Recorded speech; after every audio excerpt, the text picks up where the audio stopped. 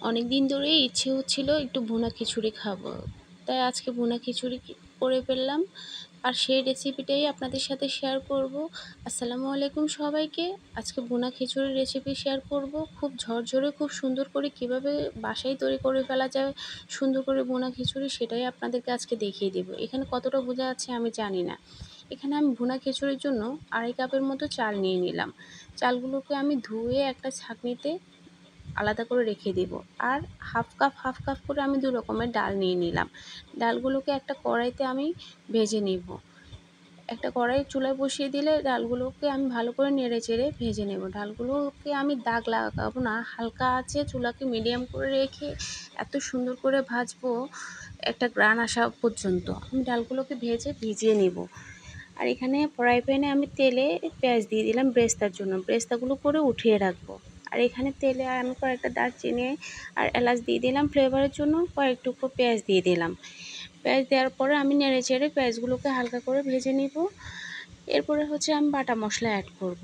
1 চামচ পেঁয়াজ দিয়ে দিব, রসুন দিয়ে দিব, আদা দিয়ে দিব। আবারও আমি ভালো করে নেড়ে চেড়ে দিব যেন মশলাগুলো ভালো করে মিক্স হয়। এখানে আমি আবার গুঁড়ো মশলা অ্যাড করতেছি, হলুদ গুঁড়া, মরিচ গুঁড়া, এলাচ গুঁড়ো, হলুদ গুঁড়ো, মরিচ গুঁড়ো, এলাচ গুঁড়ো, দারচিনি গুঁড়ো, সব গুঁড়ো মশলা আবারও অ্যাড করে ভালো করে মিক্স করে একটু পানি অ্যাড করে দিলাম। মশলাগুলোকে ভালো করে কষিয়ে নিব তেল ওঠা পর্যন্ত। আমি মশলাগুলো ভালো করে কষাতে খুবই পছন্দ করি, আপনারা জানেন। এ পর্যায়ে আমি ভেজে রাখা ডালগুলো পানি সহ দিয়ে দিলাম। এখন আমি ডালের পরিমাণ মতো লবণ অ্যাড করে নিলাম। এখন আমি খিচুড়ির জন্য আগে থেকে কেটে রাখা কয়েক পিস আলু অ্যাড করে দিব। আলু অ্যাড করে দিয়ে ভালো করে নেড়ে চেড়ে ভালো করে ভেজে নিব। এই যে আমার পানি নাই, একদম তেল উঠে আসা পর্যন্ত আমি ডালগুলোকে ভালো করে ভেজে নিয়েছি। এখন আমি আবারও আরও একবার পানি অ্যাড করে নিলাম। সহজ কথা হচ্ছে যে ডালগুলো ভালো করে মজে আসা পর্যন্ত আমি অ্যাড করলাম। এখানে মুসুর ডাল দেওয়াতে ডালটা একটু গলে গিয়েছে, কিন্তু মুগ ডালটা ঠিকই আছে।